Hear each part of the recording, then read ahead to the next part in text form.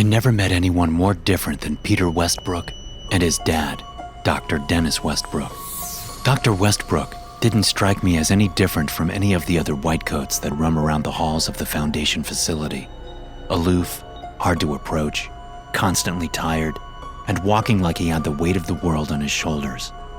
I didn't realize how accurate that was until it was too late. Peter was a breath of fresh air in the facility. In your basic SCP facility, you pretty much have 4 different types of folk running around. The most common are the researchers, like Dr. Westbrook, in charge of monitoring and securing the anomalies and running experiments on them. The second most common are security folks like my friend Minnie Booth, former cops and soldiers who put the secure in the SCP. Then you have the nosy field investigators like myself, in charge of uncovering the anomalies and interacting with the general public. What we lack in PhDs and combat experience, we make up for in people skills. Then finally, you have the bosses in charge of facilities and operations. Think of your classic mad scientists, but on the side of good. Well, mostly.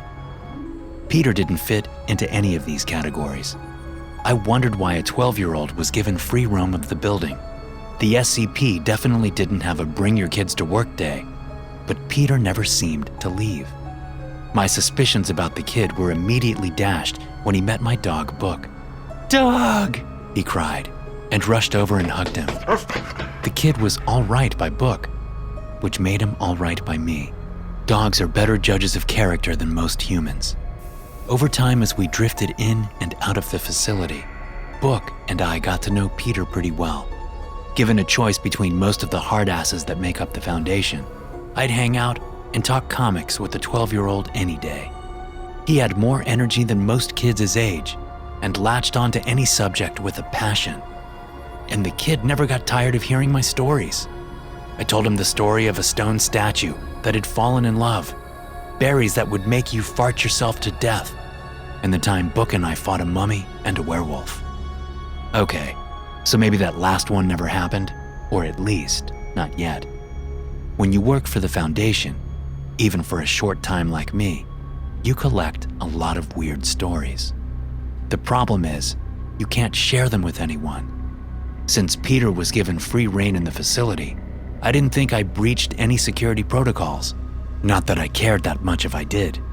That's what I try to remember. The kid who liked comic books and loved my stories. Someone who treated Book like he was the first dog he had ever seen every time he saw him. I try not to think about what happened on his 12th birthday, but of course, I'll never forget it. I woke up to the sound of Book growling, rising from my bed. I rubbed my eyes, already knowing who it would be. Book is the friendliest dog you'll ever meet. I know everyone says that about their dog, but I stand by it. There's only one person he growls at. As my vision came into focus, a bald man with a cane stood out against the starkness of my living quarters. Director Griffith had a habit of calling me up for assignments when I was asleep. I'm not sure if it was a matter of bad timing or his way of testing new agents to be ready at all times of the day. Him coming to me directly, though, was something new. He held a folder out to me, and the labels on it made me blink. Level 2 clearance.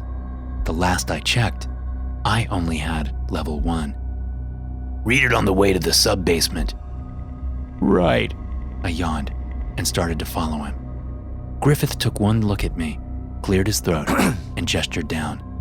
The only thing I wore was my Spider-Man boxers. I'm definitely not a morning person, or more specifically, I'm not an anything less than 3 cups of coffee person.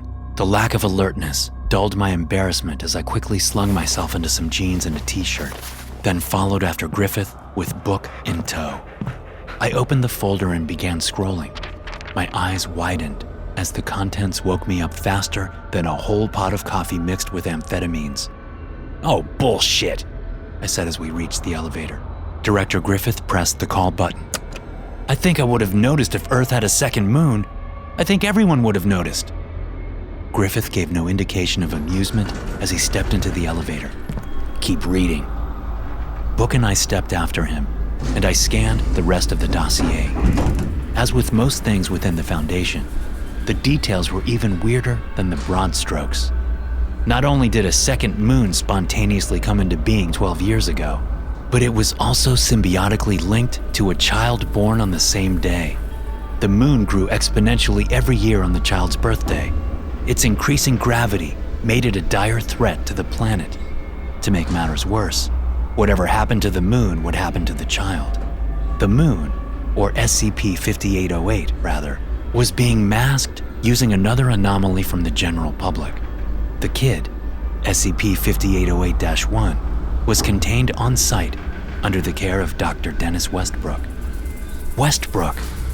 Oh shit, I said as the name clicked in my mind. Peter? Director Griffith nodded, the hint of sadness forming a tiny crack in his ordinarily stoic expression. It's worse this year. SCP-5808 hasn't stopped growing since midnight. Since you've become friendly with the boy, I thought you might help put his mind at ease while we attempt to deal with the satellite. My hands clenched into fists, crumbling the folder and its contents. Boss, if you lay a hand on Peter... Cody. Griffith addressed me by my name about as often as you do your parents. I will do anything to protect this planet. Anything except harm a child. Director Griffith and I will never trust each other. Not fully anyway. But before I became a reluctant agent of the Foundation, I had spent all my adult life as an investigative journalist. I've met everyone, from friendly neighbors who secretly had a graveyard beneath their porch, to mobsters who made donations to charities. Years of experience have given me a pretty good bullshit detector, and Griffith's assurances didn't raise any alarms. It was nice to know that there were some lines that not even the director would cross. The elevator opened to the sub-basement. Griffith led us a short way to a scene straight out of Apollo 13. The room was filled with computers and an army of lab coats. Numerous monitors of different sizes showed the Earth, the moon, and something remarkably similar to the moon, but smaller. The front wall was one giant screen showing SCP-5808 at its center. Text in the corner of the screen showed numbers growing smaller as whatever shuttle or spacecraft the SCP Foundation piloted got closer. The center screen also showed numbers, the expansion of the second moon growing larger. At the center of the moon stood a man I had never seen before. He definitely had the look of one of the Foundation's security forces, although a decade or two past his prime. Even then, I wouldn't want to tangle with him. Muscles bulged from his arms, and his scowl was prominent beneath his walrus-like mustache. Scott Meacham, Griffith said, one of the 5 overseers of the Foundation. That reminded me of something from the file.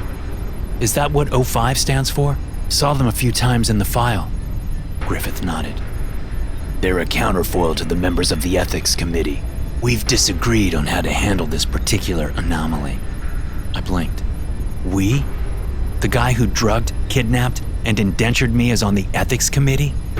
Griffith smiled. As I said during your recruitment, we are not an orthodox institution.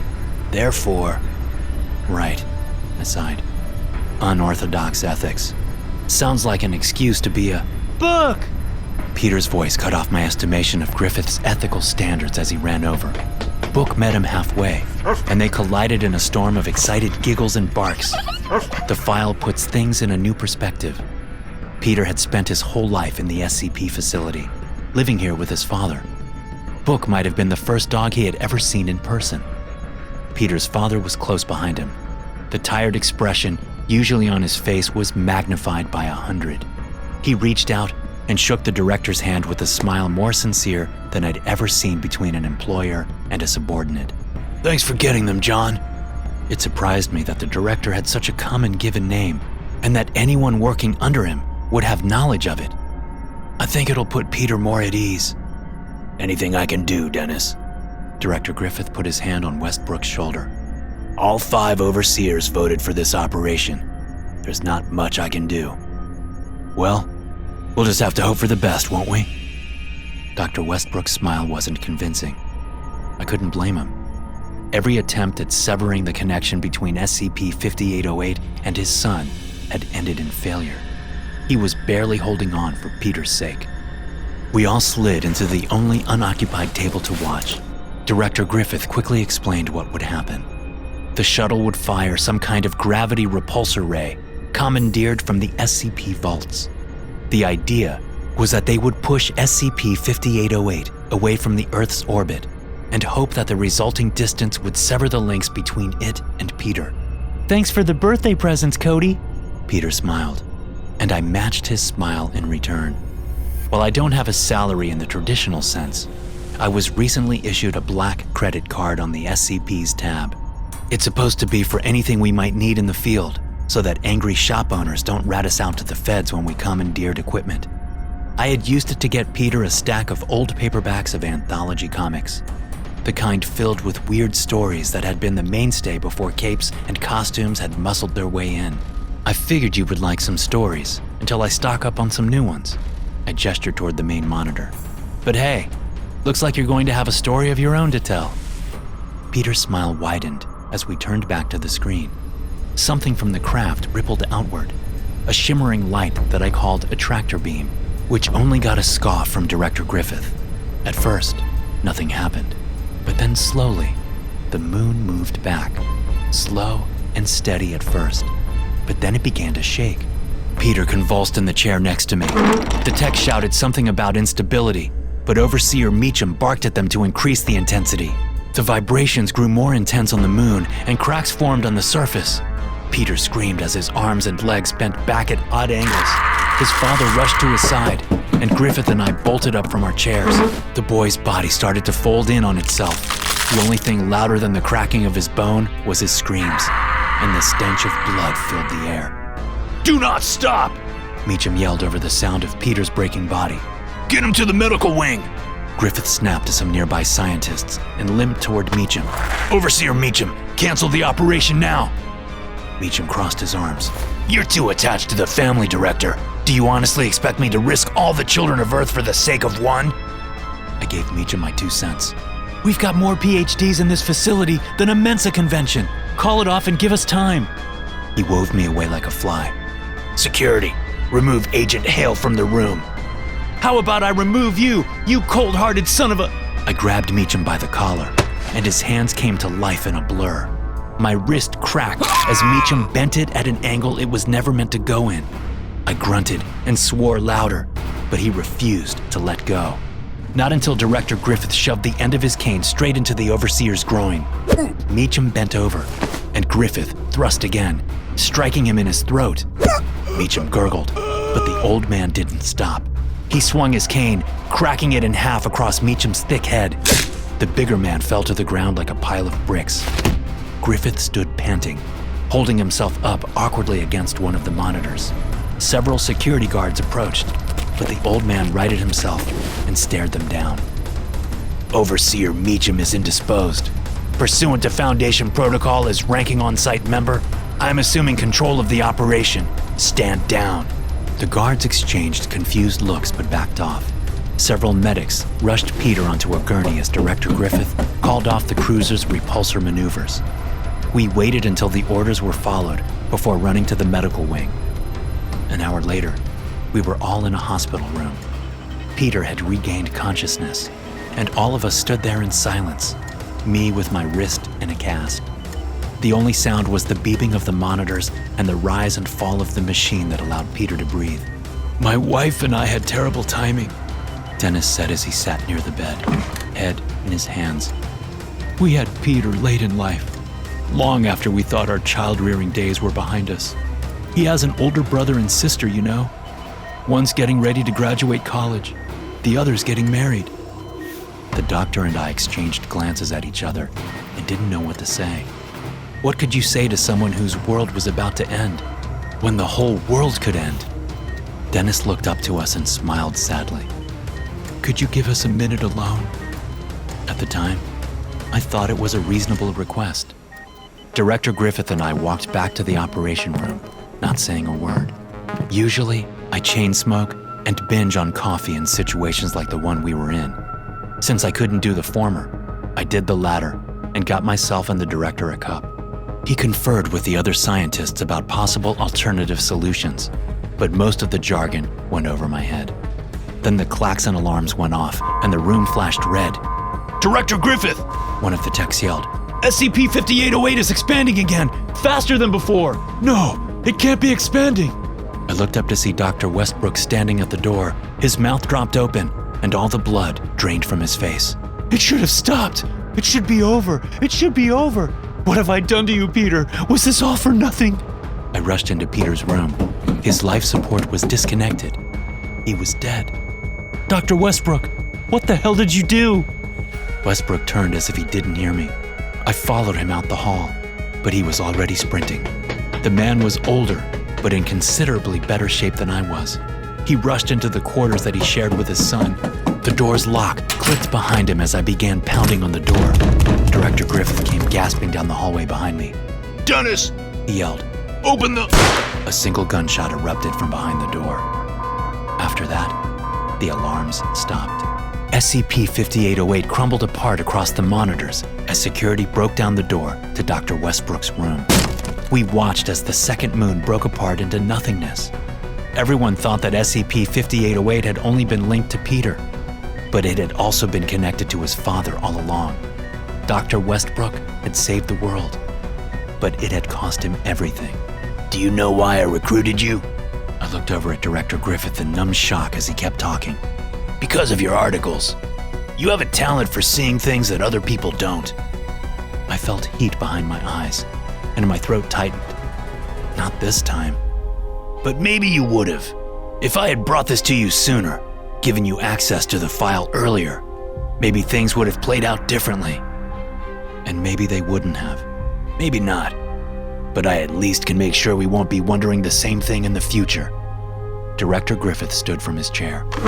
I'm not sure how long I have until the overseers force my retirement. As of now, you have level 3 clearance. Stay vigilant, Cody. Make sure something like this doesn't happen again. I'll never like Director Griffith. Our tactics are just too different. But as I watched him slump away in defeat, I understood where he came from. He was somebody who dealt with situations like this daily. I don't know what my future with the Foundation will be, but I'll never forget Griffith standing up to Meacham, all for the sake of one boy. It gives me hope that no matter how long I stay here, there'll be lines that I'll never cross, and choices that I hope I'll never have to make. SCP-5808 is an astronomical phenomenon affecting Peter Westbrook, SCP-5808-1, and a lunar satellite that manifested upon its birth. SCP-5808-1 was born on 2009/08/25 at exactly 12:13 and 38 seconds GMT, measuring 48 centimeters and weighing 4.8 kilograms. Its mother, researcher Deborah Westbrook, died during childbirth with no cause of death determined. SCP-5808-1 shows no anomalous properties other than its connection to SCP-5808-2. SCP-5808-2 is a lunar satellite that manifested on 2009/08/25 at exactly 12:13 and 38 seconds GMT, approximately 20,000 kilometers from Earth. At the time of manifestation, SCP-5808-2 measured approximately 4.8 meters in diameter with a similar radiological composition to Earth-1. Annually on August 25th, SCP-5808-2 undergoes a rapid expansion in size, increasing in magnitude with each year. As of 2019/07/30, SCP-5808-2 measures approximately 170 meters, which is estimated to increase to approximately 250 meters on 2019/08/25. Any physical damage occurring to SCP-5808-1 or SCP-5808-2 will directly correlate to damage on the other. The exact means by which SCP-5808 operates is currently unknown, but is theorized to be some form of anomalous quantum entanglement. Hey guys, thanks for listening. Be sure to subscribe to the podcast for more SCP stories like this one. You can also check out some more episodes from the SCP Experience podcast here. I'll see you in the next one.